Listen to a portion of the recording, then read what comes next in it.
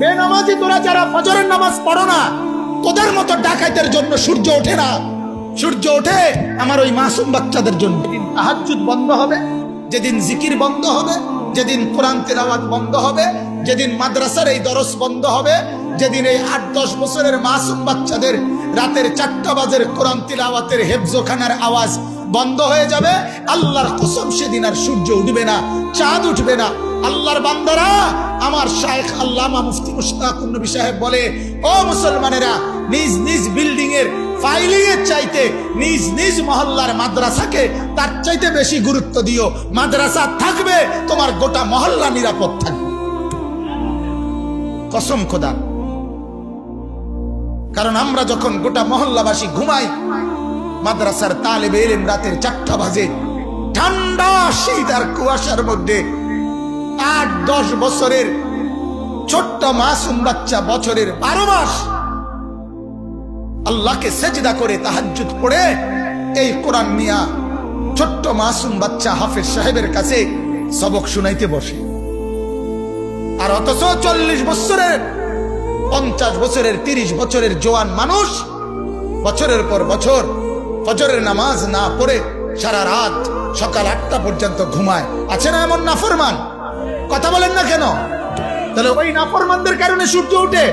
আরে রাখায় তোরা তো ঘুমে থাকস, তোরা লেগে সূর্য উঠবে কেন? হাদিসে আছে, আল্লাহর নবী সাল্লাল্লাহু আলাইহি সাল্লাম বলেন, জমিনে যেখানেই নাফরমানি হয়, ওই জমিন, ওই মাটি আল্লাহকে বলে, আল্লাহ মালিক, আমারে শুধু আমার বিছানাটা একটু পাল্টাইতে দাও। তোমার এই বান্দা নাফরমানি করছে, আমার উপরে দাঁড়ায়া জিনা করছে, বেবিচার করছে, মোবাইলের মধ্যে উলঙ্গ ছবি দেখছে ঘন্টার পর ঘন্টা। মাওলা, আমি জমিনের আর সহ্য হয় না, আমারে শুধু একটু অনুমতি দাও আল্লাহ, আমি একটা উল্টানি দেই, আমি শুধু একটা উল্টানি দেই। আমার জমিনের নিচের মাটি উপরে তুলে দেই, উপরের মাটি নিচে নামায়ে দেই। ফাজআলনা আলিয়াহা সাফিলাহা, নিচের গুলো উপরে তুলে দেব, উপরের গুলো নিচে নামায়ে ফেলবো, আর তোমার ওই নাফরমানকে ডুবায় লাবো, ধসে ফেলবো। আল্লাহ, আমি কারুনকে জমিনে নামায়ে নিছি, নিচের দিকে টেনে নিছি। আল্লাহ, আমি কওমে লূতকে পুরা বস্তি, পুরা মহল্লা, পুরা এলাকা, তাদের চতুষ্পদ জন্তু জানোয়ার, তাদের ঘর বাড়ি, তাদের আসবাবপত্র, নারী পুরুষ কোলের বাচ্চা সহ আমি জমিন উল্টায়া দাফন করে দিছি। এই নাফরমানকে আমি উল্টায় দিতে চাই। বিশ্বাস করেন, প্রত্যেকটা গুনার পরে জমিন এভাবে আল্লাহর কাছে ফরিয়াদ করে, কিন্তু আল্লাহ তখন বলে, না জমিন, তুমি বানাও নাই, আমি বানাইছি, আমি বানাইছি। চোখ আমি লাগাইছি, নাক আমি লাগাইছি, কান আমি লাগাইছি। এরে বান্দা, আল্লাহ বলে, জমিন, আমি 1 দিন 2 দিনে না, 9 মাস লাগাইয়া তারে তার মায়ের পেটে আমি মাওলা সাজাইছি। এত কষ্টের সাজানো পরে আমি ধ্বংস করি কেমনে? আরে আমি কেমনে রে ধ্বংস করে দেই? এই চোখ তো আমার লাগানো, এই নাক তো আমার লাগানো। আমার বাপ জানেন আপনারা এটা? রব্বুল আলামিন বলে, আমি জমিনের সবকিছু আমার হুকুম দিয়ে বানাই। কুন কুন হও ফায়াকুন, হয়ে যায়। আল্লাহ বলে, বান্দা, আমি সব হুকুম দিয়ে বানাই, তোরে আমি হুকুম দিয়ে বানাইছি না, আমার নিজের হাতে বানাইছি, হাতে হাতে। খালাকতুহু বিয়াদিয়া, আমার হাতে, কুদরতি হাতে। কেউ রে বলি নাই। তোর মা জানে না কখন নাক লাগাইছি, তোর বাবা জানে না কখন নাক লাগাইছি, হাত লাগাইছি, কেউ জানে না। তোর মা জানে পেটে বাচ্চা, তোর বাবা জানে স্ত্রী গর্ভবতী, দাদা দাদি নানা নানি জানে সন্তান হবে, এর দূরে জানে। আমি আল্লাহ তাআলা তিল তিল করে এক ছোট্ট নাপাক বীর্যের একটা ফোঁটার উপরে, প্রথম একটা ফোঁটা, এই এক ফোঁটার উপরে আমি তোর মতো এরকম জলজ্জান্ত একটা মানুষের ডিজাইন বানাইছি। সুবহানাল্লাহ। এজন্য আল্লাহ বলে, জমিন ওরে আমি বানিয়েছি, ওকে আমি সাজিয়েছি। ওয়ালাকাদ খালাকনাকুম সুম্মা সাওয়ারনাকুম।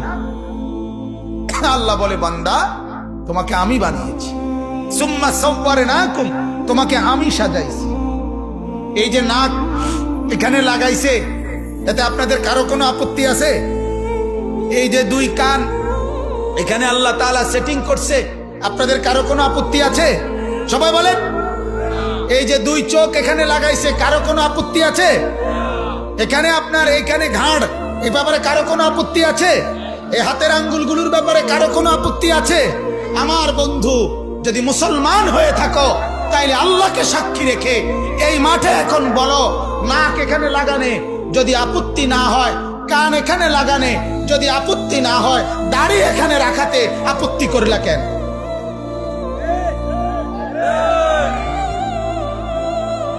বলো না ফরমান। আমার একটা শক্ত কথা আছে, যদি কারো গায়ে লাগে, আমি বলি অনেক সময় কথা, যদি কারো গায়ে লাগে গায়ে লাগুক, যদি গাও ফাইরা আড্ডিত লাগে আড্ডিত লাগুক, তোমার কলজার ভিতরে লাগুক, কিন্তু তুমি বলো, তুমি যদি ইনসান হয়ে থাকো তাহলে তুমি বলো, এই নাকের ব্যাপারে কোনো আপত্তি নাই, এই কানের ব্যাপারে কোনো আপত্তি নাই, চোখের ব্যাপারে কোনো আপত্তি নাই, হাতের ব্যাপারে কোনো আপত্তি নাই, পুরা দেহের ভিতর বাহিরের কোন অঙ্গের ব্যাপারে কোনো আপত্তি করলা না, এখানে এসে আপত্তি করলা কেন? আর আপত্তি কইরা এটা সুন্দর হয় নাই, এই ডিজাইনটা, এরপরে সুন্দর ডিজাইন বানাবার জন্য আল্লাহকে বাদ দিয়া কার কাছে গেলা? নাফিত্তার কাছে? ছি ছি ছি ছি ছি। তোমার রুচি আলটা করা দরকার। কিতা রুচি? রুচি এটা ইসিজি করা দরকার। কথা বলেন না কেন? তুমি তুমি কার কাছে গেলা? কোন থেকে কই গেলা? গা কই থেকে কই নামা গেলা? মালিকের ডিজাইনের উপরে নতুন করে সেটিং দিতে গিয়া নাফিত্তার কাছে গেলা? এত নিচে নামা গেলা? ছি ছি ছি ছি। ওয়ালাকাদ খালাকনাকুম সুম্মা সাওয়ারনাকুম। আল্লাহ বলেন, আমি বানিয়েছি, আমি সাজিয়েছি। বানিয়েছে কে? সাজিয়েছে কে? মালিকের সাজের উপরে হাত দিও না, বাপ হাত দিয়েন না। অনুরোধ অনুরোধ করলাম, বিবেক থাকলে ভাইবেন। দাড়ির হুকুম কি পরে ভাববেন, আগে কার ডিজাইনে হাত দিছেন ওটা চাইয়েন, আর ওটা বাদ দিয়ে কার থেকে ডিজাইন লইছেন না ফিরতে কইছে এবারে দারুণ সেরকম কি রকম আগের মতো? আরে সেরকম কিতা? সেরকম শব্দের অর্থ কি? কথা বলেন, আগের মতো না তো? তো সেরকম কিতা? দারুণ দূর বেটা, দারুণ। আগে যে ওদের লাগতো এই ওদের লাগতে আছে, দারুণ লাগতেছে কিতাবা। কথা বলেন। আল্লাহ আমাদেরকে মাফ করে দেন। কাউরে লজ্জা দেওয়া আল্লাহর কসম আমার উদ্দেশ্য না, বিবেককে শুধু জাগ্রত করা, এটা মাকসাদ। ভুল হতেই পারে, গুনাহ আমারও আছে। কথা বলেন না কেন? আল্লাহর কসম গুনাহ আমারও আছে, গুনাহ আব্দুল কাদের জিলানীরও আছে। গুনাহমুক্ত কেউ না আমরা, কিন্তু আপনার বিবেককে আমি শুধু জাগাইতে চাইলাম। আপনার বিবেককে আপনি বলিয়ে আল্লাহ বুঝার তৌফিক দান করুন। অতএব আমার ভাই, প্রত্যেকটা নাফরমান পাপী আল্লাহ তাআলা জমিন তার বিরুদ্ধে আবদার করে, আল্লাহ দেয় না। আল্লাহ কয় না। আমরা কিতাবে পড়ছি তাফসিরে, ইউনুস আলাইহিস সালাম যখন ইউনুস নবী ওনার কওমের ব্যাপারে বেশি রাগ হয়ে গেছে, আল্লাহ এরিয়াকে বেশি বেজাল্লা, আল্লাহ হইতো না, আমি বুঝছি এটি হইতো না, আপনি এগুলার কি দিয়ালান, ধ্বংস করে দেন। তো আল্লাহ তো ফয়সালা দিবে। কিন্তু ইউনুস নবী বলছে, আরে আল্লাহ তখন বললেন, হে ইউনুস, ওই যে কুমার, মানে মাটি দিয়ে পাত্র বানায়, মাটির পাতিল, তুমি ওই লোকটার কাছে একটু গিয়া, মানে ওনাকে একটা কুমারের কথা বলছে আর কি, যে তার কাছে যাও, গিয়ে তারে বলবা, ভাইয়া আপনার হাতে বানানো মাটির একটা পাতিল আপনি একটু ভেঙে ফেলেন তো। ইউনুস নবী গিয়ে বললেন, বলাতেই ওই কুমার ধমক দিয়ে উঠছে, এই মিয়া, আমার হাতের যত্ন করা মাটির পাতিল আমি বানিয়েছি, যা আমি সেটা ভাঙবো কেন? আমার বানানো। ইউনুস নবী আল্লাহকে বললেন, আল্লাহ ভাঙতে তো চায় না। বলছে কি বলে?